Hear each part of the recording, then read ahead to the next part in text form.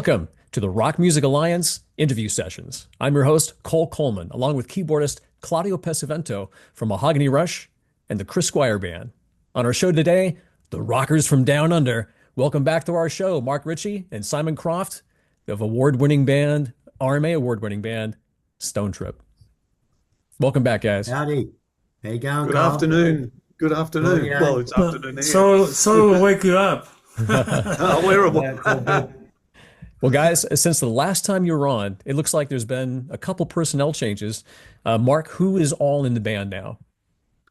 Okay, yeah, we changed a few things to get it all right. So yeah, we've got Simon Croft in the band, who's over there. You'll have a chat to him, no doubt. Who's a decent human. He's a good fella and a great player. And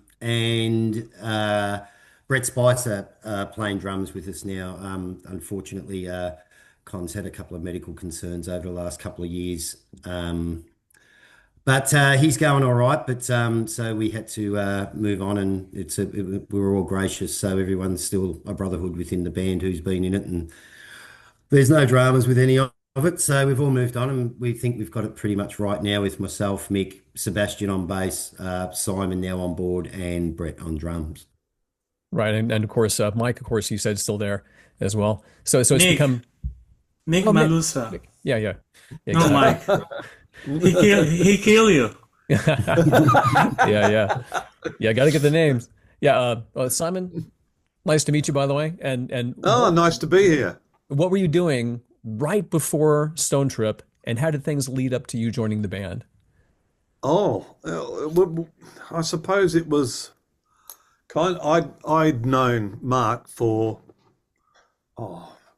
over 10 years, like personally. We knew of each other before that, and we were just in a covers band together, and we did quite a few gigs together, and that was a lot of fun. And then this opportunity came up for us to work together, which what I laughingly call the revolving doors section of Stonetrip, with all these guitar players coming in and out. But so far, the trap door under the stage hasn't opened up for me yet. So, yeah, so it was a bit of backwards and forwards, and me kind of meeting up with the guys and making sure that I can, be, fit in and give them what they need, and vice versa. And yeah, so far it's been a snap, really. Been pretty smooth. Great, man, great. So Yeah, I couldn't make it to the gigs, so no keyboard player. So I'm searching your website and came across a photo of you and Brian May, and it looked to me like you might have been doing something with the Queen band. What was that about? That was to do with the official Queen musical, We Will Rock You, and the Queen kind of Ben Elton stage show, and there's like about 26 kind of Queen songs in it, and I was one of the guitar players in it, and I passed the audition for Roger Taylor and Brian May in 2003 now, and got to do the show in Australia and Japan, and then was asked if I could do UK, and from then I've done the UK about 4 times and a tour of Europe as well, and Japan twice, which was amazing. So Yeah, I haven't heard of that show. So how was it a musical? Like, is it not just a tribute band, or is there actually like a stage No, it's production not a going on? tribute band. It's kind of the story is pretty cool. It's like set in the future where rock music is banned,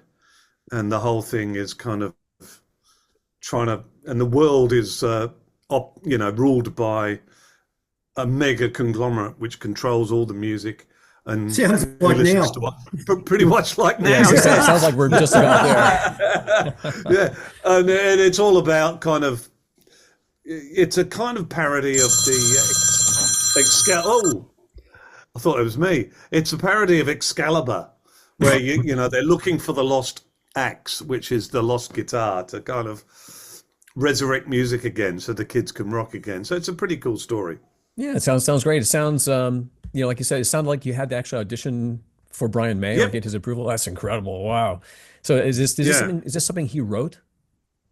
No, that was written by the British comedian Ben Elton, who's done, you might have seen or heard of a show called Blackadder or The Young Ones.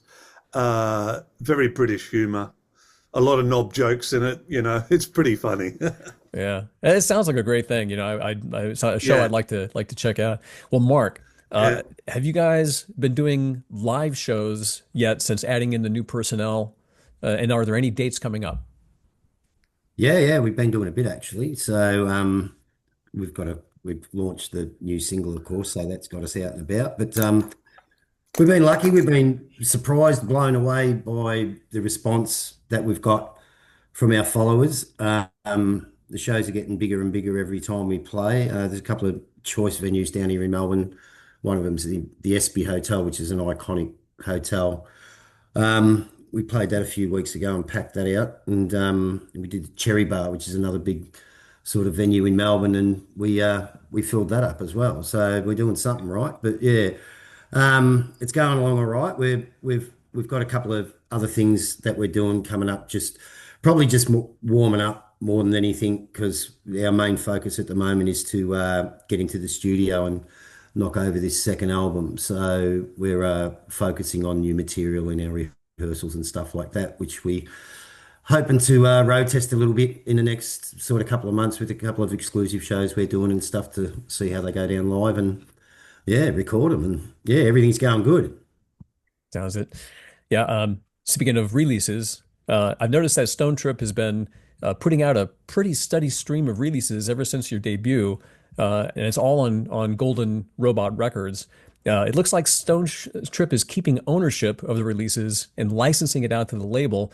So that sounds like a good way to go. Did you guys set that up yourselves, or did you have a manager or a lawyer represent you for that? Well, not really. No, it was kind of a natural progression, like because of the first record when we recorded it, because of the COVID stuff, that there was a major delay in what we could do and when we could do it. So it was sort of stretched out, but we were like, well, we've got to do something. So as a result, the songs that we did record, we were kind of releasing. So I think we released 6 singles off the Run Free album before it was released. So it was kind of weird how that worked. But it worked because it kept interest. So, it's all about content on social media, and you've got to have content to put out there. And so we were kind of killing two birds with one stone a little bit. And it kept our popularity going, which was good. And our followers up to date, it always, give them something new to listen to and look at. So that worked good. And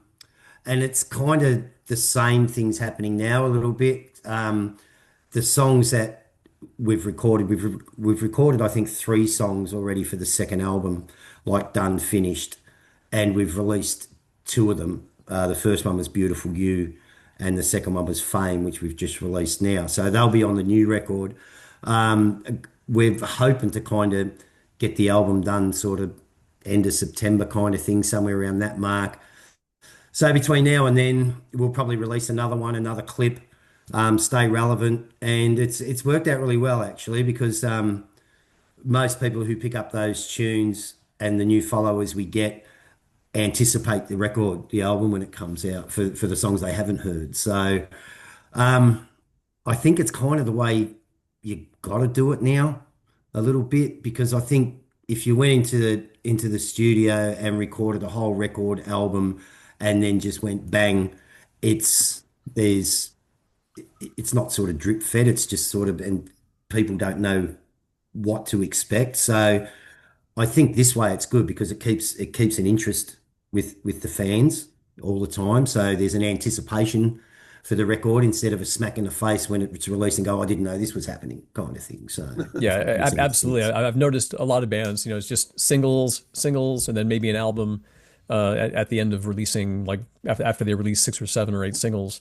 But in particular, it sounds like a good business deal to keep ownership of your recordings and just license it out. It sounds like a good deal, and it might keep you mobile should you ever need to move to another label.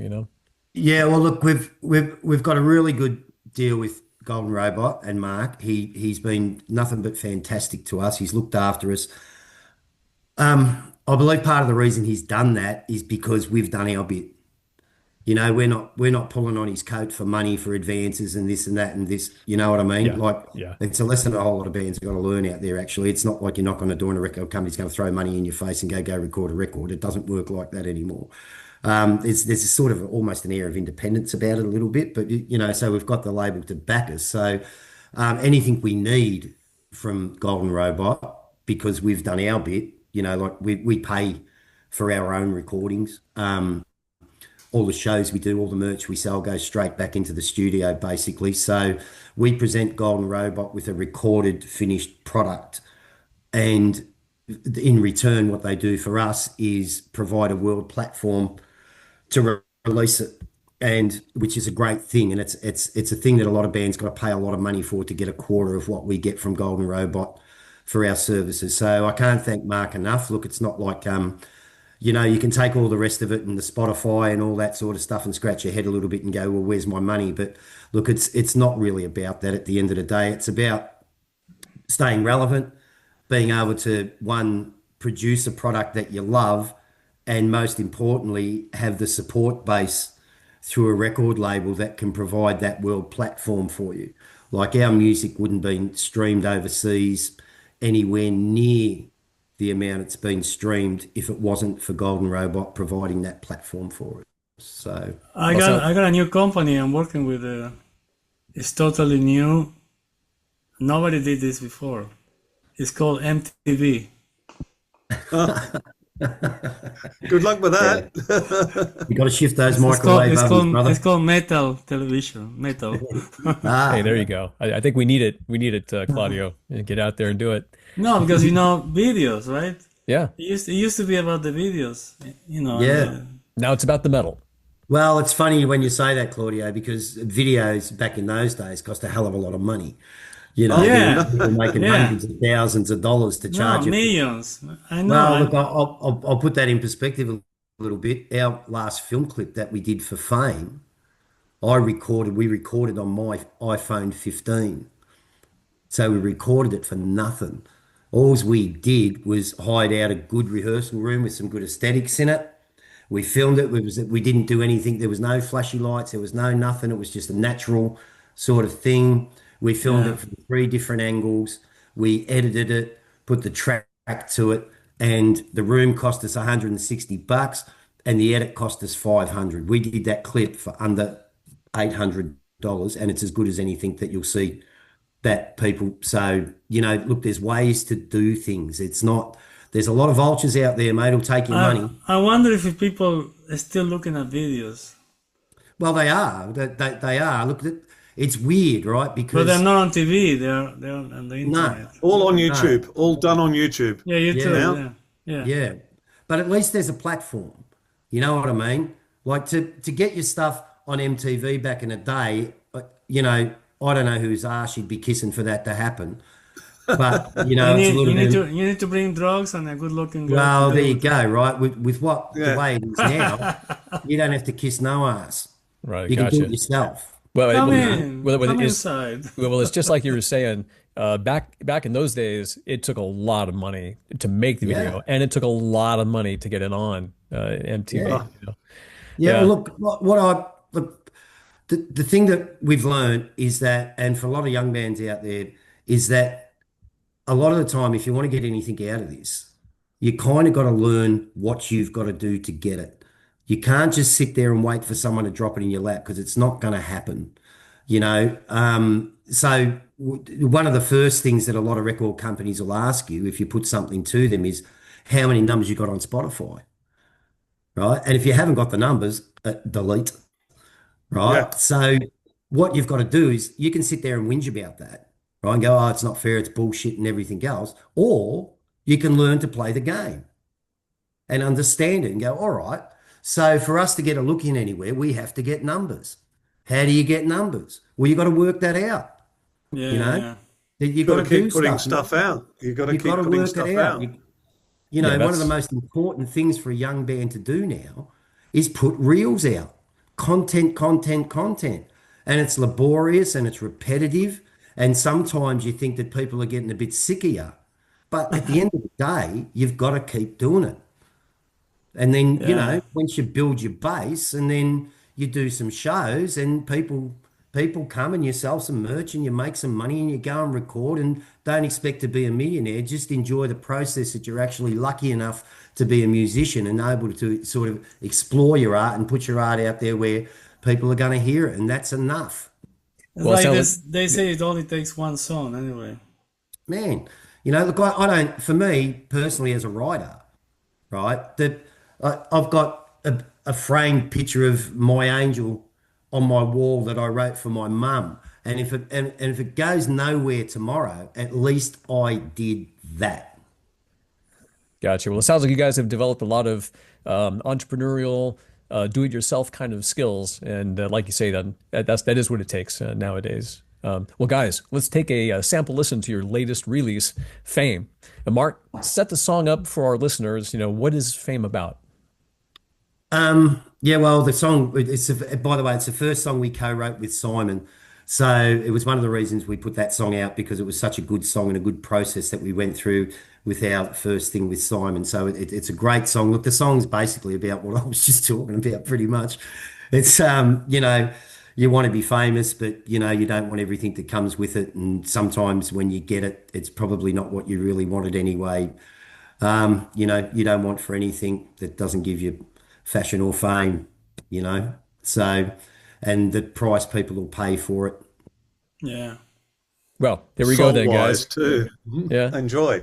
All right. Well, from Stonetrip, here's about a minute and a half of their song Fame on the Rock Music Alliance.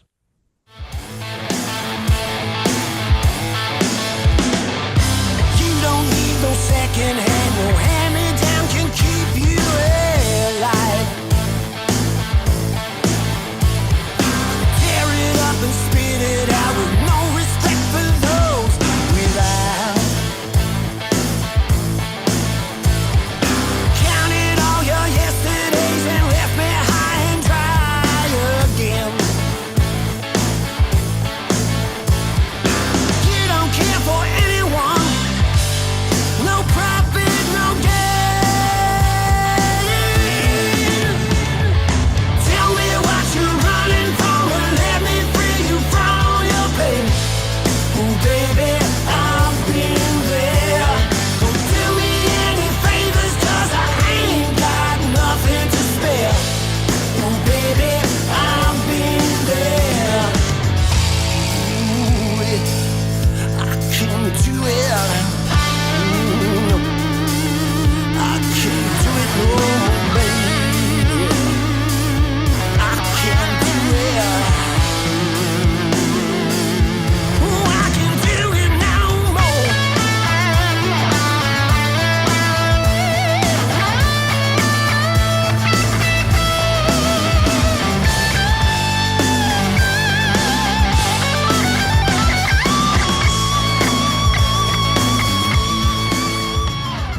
That was the single Fame from Stonetrip on the Rock Music Alliance.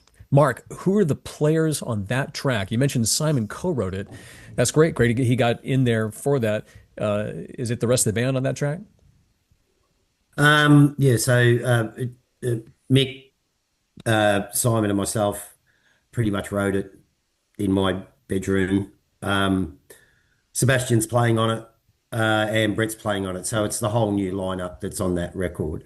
Yeah, and the whole Sebastian thing is our bass player just takes everything to the next level. So he's got this knack of putting silent little bite melodies through his bass lines that just sort of white noise through it. There's something there, but I don't know what it is. But when you watch him play, it's like, wow. Right. Are Yeah. you guys working with a producer in the recordings, or do you guys self-produce?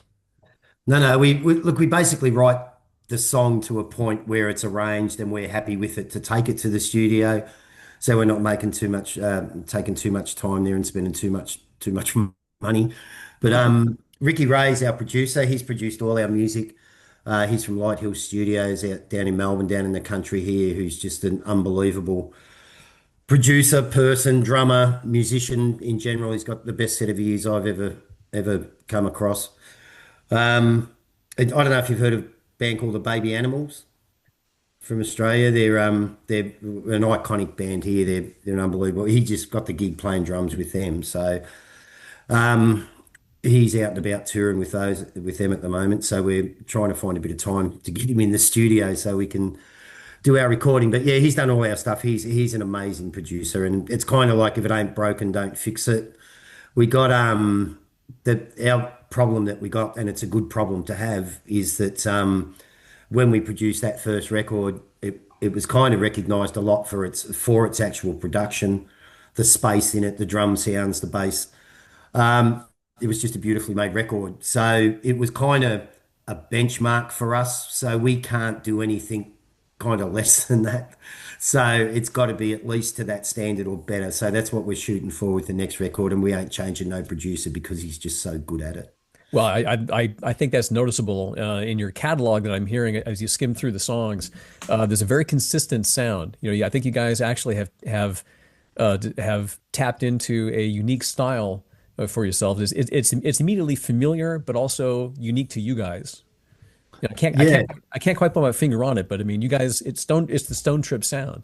It really is. Which is a beautiful thing because it's one of those things. It's like the snowball effect. You know, you can keep looking over your shoulder, looking for the sound, but if you keep your head down and just play your parts and naturally progresses as a unit, you don't really know what you've achieved until the snowball's gone past you, kind of thing, and you listen to it and you're like, oh wow, you know. So it's you know, it's a great thing. So we're just lucky, and me as a writer personally, I'm lucky that I've got the musicians around me to be able to produce what they produce, because I'm just blown away 9 times out of 10. I'm just like, this is what.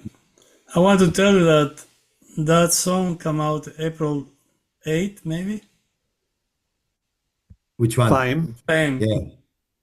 Yeah. Because I post a full video on my Instagram account. There it is. Oh, Yeah. Yes. Yeah, and I put a Yeah, little. I seen it. I think we gave you some love for that, I didn't we? I put a little fame thing there. Yeah, we seen it. I think we sent you some love for that, didn't we? Didn't you get a free T-shirt out of that or something? I don't see any kisses, nothing.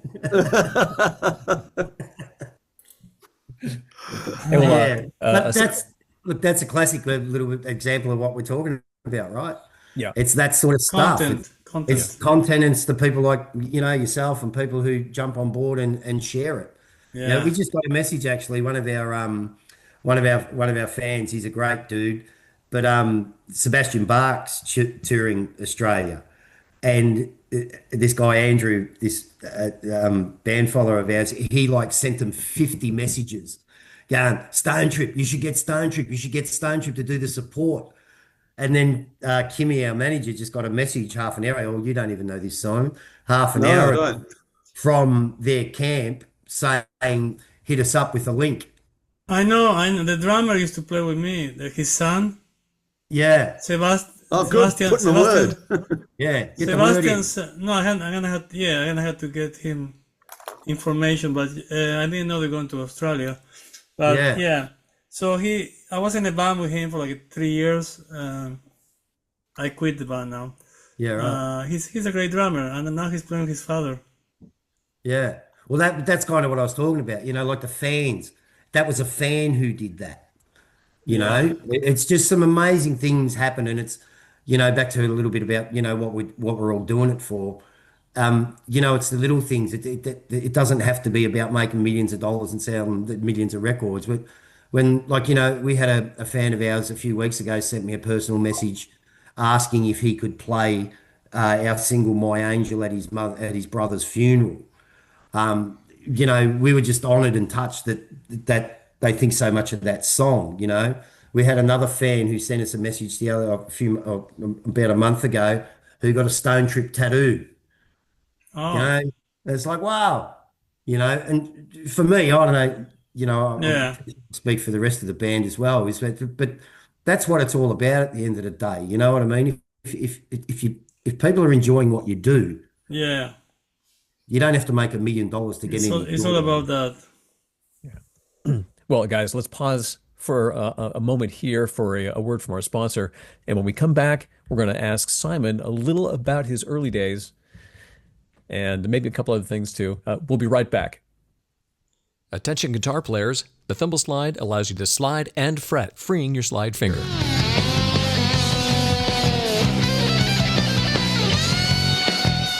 The Thimble slide is a mini guitar slide designed to be worn on the tip of your finger, about halfway down your fingernail. When worn there, you can still bend your finger, and most importantly, it's allowing enough of your fingertip through so you can still press the guitar strings.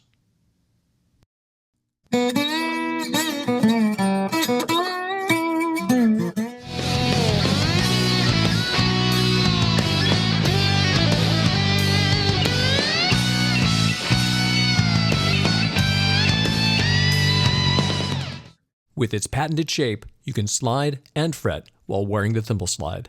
Visit thimbleslide.com. That's thimbleslide.com.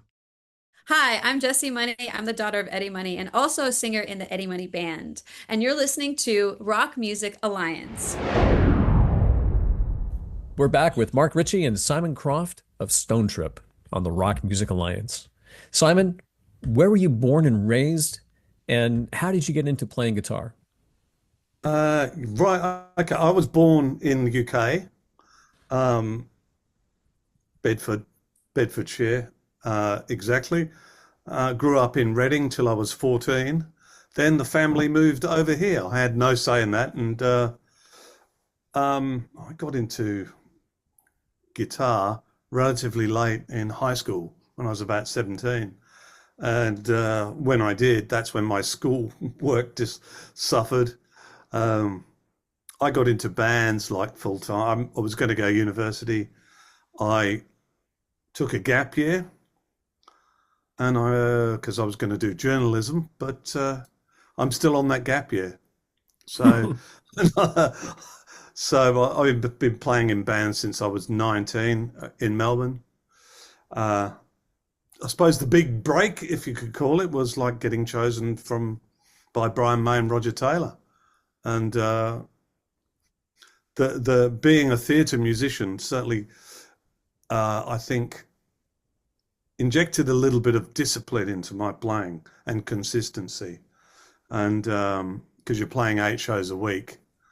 And I've been playing various bands around Melbourne, tributes, original band in the 80s. Who would you say, getting into guitar, kind of late in the game, really? Who would you say your guitar influences are? Oh, okay, definitely. I went to see Thin Lizzy over here. I think it was 19. John Sykes. Yeah, it was 1978, and Gary Moore was in the band, and I remember at the time everybody being a bit pissed off because it wasn't the Live and Dangerous lineup, like Brian Robertson was out of the band, and they were actually promoting the Live and Dangerous album, and they were free concerts, and I got front row, and I was a cocky young up and coming guitarist. Then I saw Gary Moore, and that was truly a humbling experience. Wow. That's great. That's very powerful. Gary Moore and I think Michael Schenker are my 2 top guys. And the solo in Fame is a little bit tip of the hat to Mr. Michael Schenker. Very cool. Very cool. Especially the black and white V. He never break a string. I asked him a couple times. Michael Schenker? Yeah, no, because I was working with Dokken, and the road manager told me, hey, can you watch out for Michael Schenker, because I don't want him to get in trouble, So I got to I picked him up at the hotel when he played in LA, like 4 nights, and we were talking a lot, and so then I asked him, do you ever break a string? And he said, never. Well, yeah. He's very gentle with the guitar, really. It doesn't sound it. It certainly doesn't sound. Yeah, it doesn't, and doesn't sound it. To me, he is the greatest living rock guitarist alive at the moment. Oh, yeah. I think so. He's the last of, he was so inventive, so melodic, so original, and and I don't think he gets the credit that he should get. I mean, the lesser guy, I don't mean this with all due respect, but like the lesser guys that he influenced, Like, Yeah. it didn't seem to, they seemed to get just a little bit more recognition. I don't think if people heard him as the original, they'd realise how great he actually is. Go back through all the UFO, back through all the MSG catalogue, and you go, my Yeah. God. Yeah. So Yeah. I remember definitely Michael Schenker is a huge years fan ago. of that. Yeah, a few years ago, I was listening to early UFO stuff, and I hadn't heard it in a long, long time. But I was very, very Yeah. impressed. I was like, yeah, it was like, wow, listen to this man. The playing is really quite amazing, especially when you consider the time period. This was great. Yeah. 1978, the Strangers in the Night album came out, and just go, why aren't the Thin Lizzy and UFO are like those two bands that you go, why the hell are they not as big as Metallica? Or, they just had incredible Just the lineup timing. changes. Yeah. Just the timing. great songs. Yeah. But Tell they me, He was really big in the 80s. they were big in their day, though. I mean, they were big in their day. They just didn't get that second wave that a lot of bands got after the 80s and get into the 90s. I mean, a lot of bands like Aerosmith, they were very much gone for a while, and then they just came back with a vengeance. Yeah. So tell him the story, Simon, behind the V that you used in Fame about that guitar. Oh, the guitar. How do you mean? There's Well, where it came from. the V. You're probably thinking of the Les Paul. Oh, yeah, the Les Paul. Oh yeah, I'll show the guys. So I've just got to Oh, look evict at the this guy. cat. Meow. That's Martin. I have a cat too. I have two. I have 3. Oh, can I have my seat, please? Thank you. So yeah, this one. very Yeah. nice. What do they call that? Is Yeah. that called a honey burst? Yeah. This one was meant to be because Gary Moore had to sell Greenie because I don't know if you know the story. He injured his hand. He couldn't do a European tour, and his insurance wouldn't pay up. So he owed all these promoters, loads and loads of money. So he had to sell that guitar to pay them off. Wow. And a couple of guys put this guitar together for him. It was like a couple of guys. They kind of reworked a historic thing to 1959 specifications. Wow. And his guitar tech signed off on it in 2011, but he passed away. And my friend said, well, I'm stuck with this guitar. And I said, I think I know a guy who might buy it. And my friend in Canada bought it. And I picked it up for him, and he goes, it's yours. And I go, oh, wow, you sure? So, yeah, this was gifted to me. And I kind of wish I didn't have it. I wish Gary Moore had it and was still playing. But Yeah, I can understand, but that's absolutely fantastic. So, yeah, I mean, Yeah. you already That's clarified it, Gary but Moore's guitar. it's Gary Moore's guitar that Simon Wow. has come into possession of. My friend, this girl that I know, she's like a Gary Moore freak, and then she will kill you for that. Her name is I forgot. Yeah, I'm thinking of I can't think of this person right now either, Claudio, but I'm thinking of that girl that has There's my cat. she has this book called Guitars of the Stars, and she'd probably love to photograph. Have you heard of that book, by the way? Guitars of the Stars? yeah, I think I have it somewhere. Yeah, It's got the red special in it. It's got a few things. Yeah, it's got photographs of all the guitars that the rock stars have owned. It's a great book to have. Well, Her name is Amanda. Sorry, I forgot. yeah, the girl I'm Amanda. thinking of, different name. But in any case, I also want to know, Simon, so did you ever get into the cover band scene? Yeah, absolutely. Yeah. Look, after I had an original band in the 80s called SAS, we did one album, kind of funded, called Warlords. Then a record company here called Cleopatra shipped a load of copies to Europe. It did well in Holland and Germany. And then all of a sudden they went broke. So the band, we'd had enough. There's only so much we could do. And I basically spent, I suppose, 10, 15 years playing rhythm guitar in various AC/DC cover bands. Right. I've also kind of tried my hand. I've done Queen cover bands, which helped my guitar playing.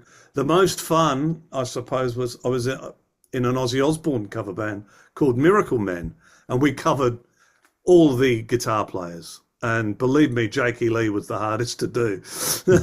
Yeah. And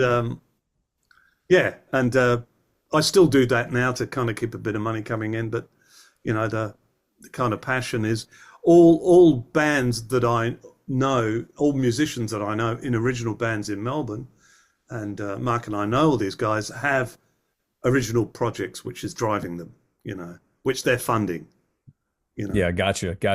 Yeah, it was like that here for a long time. Here in Los Angeles, the cover band scene is pretty much completely gone now.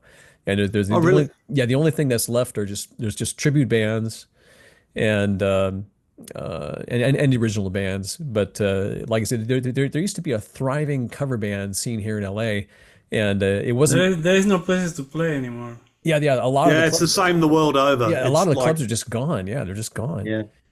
I think But now COVID really in sped that Melbourne up. in Melbourne they have a lot of cover bands, right? Yeah. Yeah, There's yeah. a big gap though in the cover band scene here. Like it's pretty much what you're saying. There's cover bands and then there's tribute bands. But Yeah. you Well, know, like I say, you get here really the cover bands are just gone. It's just tribute bands now, pretty much. yeah, and the pricing gap's huge too. Yeah, You know, yeah. a stock standard cover band here playing at a local pub, will play for $600-800, where a tribute band will play the same pub for like $3,000. Yeah, it's amazing, but it's amazing how that's the leap in pay. I was in a working cover band for many years. I was in several, but I couldn't make the leap between that and the tribute bands. I couldn't think of any tribute band I would want to do. But anyway, later on, some of the people I used to work with got into some other bands. But anyway, the tribute band became king. But Well, guys. I wanted to ask you also, on top of that, Simon, I hear that you also teach guitar, right? Yep. Yeah. Yeah, I don't do that as much as I should, it's finding the time to do that now. Yeah. But quite often people will hit me up for some lessons, just usually I really kind of got sick of just teaching beginners, and and now I kind of specialize, I suppose, in Teaching people girls. that can, people that could already play and just want to sharpen up and increase, Gotcha. build up on top of what they know. Gotcha. And I'm the I same. hate teaching too. Did you guys? I'm the same. I will seek out teachers where if I can learn something from them. And there's a ton of great players out there now that are just, Yeah. especially in the UK. My God, Jack That's, Gardner. You heard that guy play? That's one thing Have you heard that's it, been Mike? great about the internet and YouTube and whatnot is this. You discover a lot of phenomenal players. It's almost intimidating. It's like, God, there's so many great players out there now. It's amazing. Yeah. I wanted to find out. Do you guys have the School of Rock in Australia? We had the musical, The School of Rock. Yeah. It's interesting because that musical, gave birth to a whole chain. It's a whole chain of schools called the School of Rock, and it's all across America. There's many locations that you can find. It's very good. It's a very good school. I highly recommend that beginners go there. Is it like a music program type of thing? It's more like it's more like a conglomeration of teachers. It's like you go to the School of Rock, your local School of Rock, and to learn guitar. It's kind of like, it's more like private lessons, but it's at the School of Rock facility. Oh, okay. Yeah, but there's So no there's probably program. some status with it. Is there, like I was taught at the School of Rock for some cred? Is it kind of that status you get from it? Say that again. Is it like got some status attached to it? Like, if you did your tuition through the School of Rock, it's a higher echelon of learning, or I don't know. The only thing I've seen, if I heard you right, is I've seen the School of Rock at some of the guitar shows that I tour around guitar shows selling product, my Thimble slide product, and every now and again there'll be a School of Rock booth, and they'll have a stage. They'll have a portion of the afternoon dedicated to the School of Rock, and they'll feature some of their young players. Yeah, right. And I've seen some amazing players, like 11 to 14 years old, that are up there playing Van Halen, you know? Oh, Yeah. We're coming up to the yeah. end, coming up to the end of the show pretty quick, guys. So just have a few more questions. So, I mean, Claudia, if you have anything to ask the guys, get it ready. Simon, I also wanted to ask you about your about what kind of guitar rig you're using. Okay. For Stonetrip, I'm using either my 1973 50-watt Marshall or kind of a local. We've got a local brand of amplifiers here called Achilles, which are superb. They're hand-built kind of Marshall clones, but they're different. They've definitely got their own sound. I'm using an Achilles 40 watt Argos with a Laney 212 and just a basic pedal board with a tube screamer, delay, wah, chorus, that kind of thing. Right. Yeah, Have you fooled around with the digital pedal boards out there, like the Kemper and the Neural DSP quad core? Oh, well, yes, both. When I did the We Will Rock You, the last tour in 2022, I was using a Kemper, and that was the profile of Brian May's favorite Vox. So we did 248 shows, and not a problem with that. I've been using my digital go-to is the Quad Cortex, and in fact, on the guitar solo on Fame is my Quad Cortex. The rhythm track I did with the Marshall, it just sounded nice and punchy, and I just dialed in a sound and with the producer, because I had the opportunity, I said, I've got this new patch, can I try it? And he goes, yeah, sure. And plugged it straight in and it worked. So, yeah.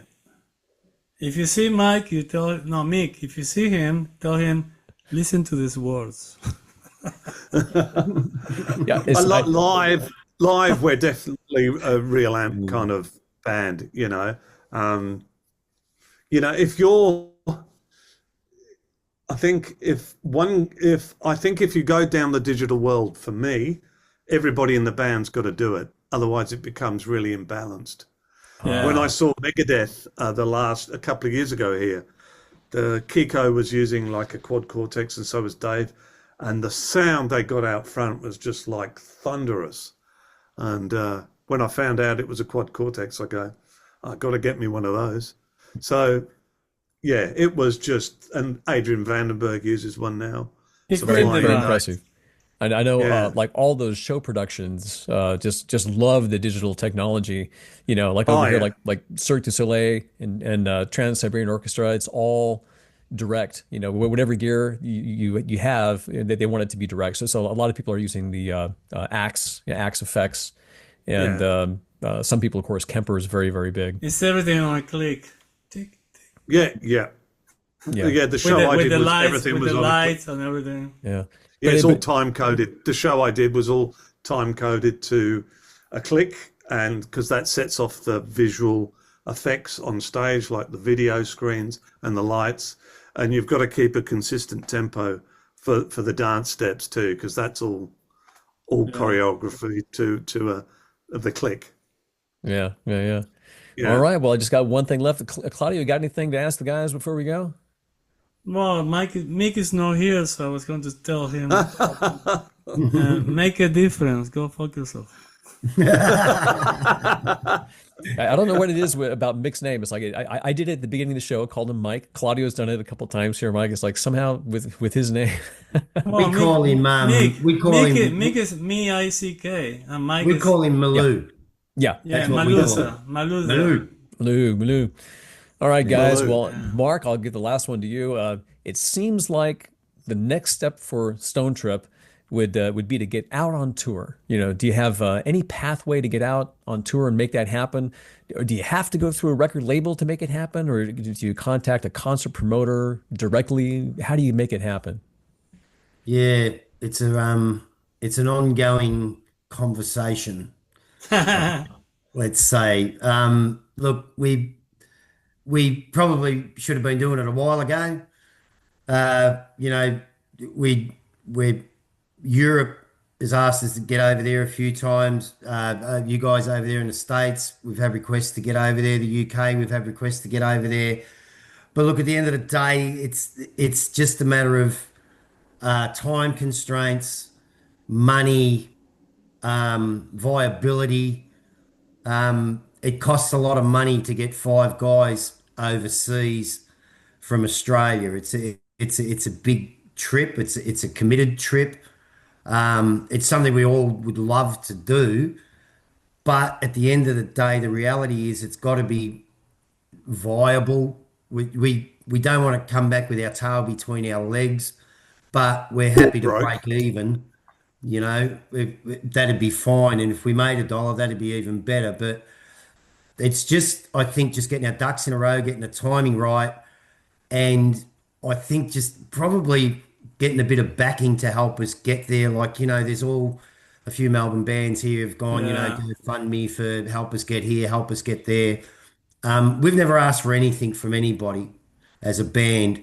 So, it's a matter of whether it's, look, if the record company got behind us and threw a bit of money at us to at least cover us getting there and putting our head on a pillow, maybe that could happen. But I think that conversation will definitely happen once we get a bit closer to getting this second record out and, having a whole bunch of new songs to go and tour. And hopefully the ultimate goal for us is to play the new songs and play the hits and do it that way and go on tour and enjoy it and have a bit of variety with content with what we've got to offer the people as well. So, you know, having said that, if anybody wants to throw any money at Stonetrip, by all Yeah, means, it's a good investment.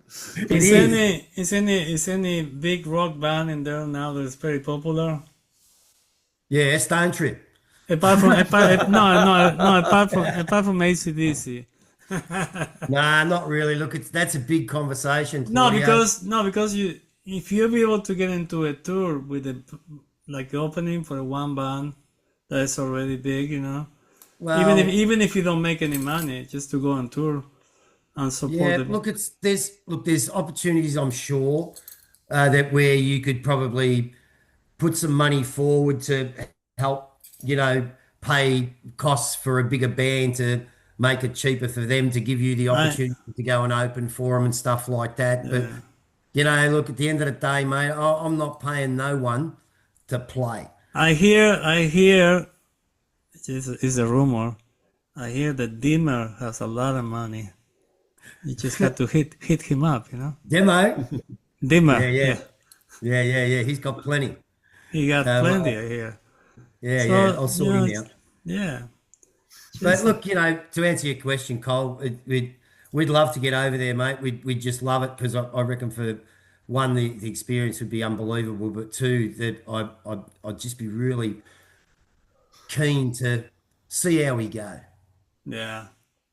Yeah, I think you guys would do well in the States. And remember, rock is very big in Texas. You get out of the West Coast area and you get into the middle of America, and rock is big. Well, And man, look, we reckon we've got it all, right? We reckon we've got the sound. I think we've got the look. I think we've got the right attitude. It's just putting all those things together, and probably the biggest band in Australia over there that are huge, that are hardly heard of here, are Airborne. They are massive, In and Europe, huge. they're a testament to what most rock bands want to achieve in Australia, would be to be able to go buy a country farm in the UK, just go live the dream and do all that stuff. But they're about the only band apart from AC/DC that I could name that sort of get anywhere near that level. But the level of commitment and stuff that you see from Airborne, just look at Yeah. their promos, their shows, their live shows, you get out of it what you put into it sometimes too. But it's They're always touring, aren't they? They always yeah, seem they to don't be. stop. Yeah, they might have a month break. It seems, and then before I see them on the socials, and they're, Germany, hit us up, we're there. Switzerland, they're everywhere. Yeah, And they're good pretty for much them. got They work AC/DC hard at songs it. now. Yeah, and their Yeah. sound is modelled off. Well, from what I listen to is there's you can hear that AC/DC influence through it, but they've also got their own sound too. So they're ticking all the boxes, and they're probably the benchmark for any Australian band if that's where you want to be. Well, they're the sacrifices you got to make to do it, and I'm sure they've all made plenty of them. Yeah, the good part that you guys still playing, you know. Well, It's a lot of people give up. we can't give up because one, we don't want to, and two, we believe in our music. Yeah, sure. We believe in what we do. Like when people ask me, "Are you still playing music? What do you want me to do?" I've been doing this since since I was 14 years old. Yeah. They expect me to do something else. Yeah. Yeah. Yeah. Well, guys, it sounds like you guys have, like I said, your work cut out for you for the next year anyway. You got to get the next album done. And so you have at least one more album in you to voice out there. And it sounds like a good plan to collect that many songs before heading out on tour. Like you said, you'll have a larger repertoire to pull from. And that's always a good plan.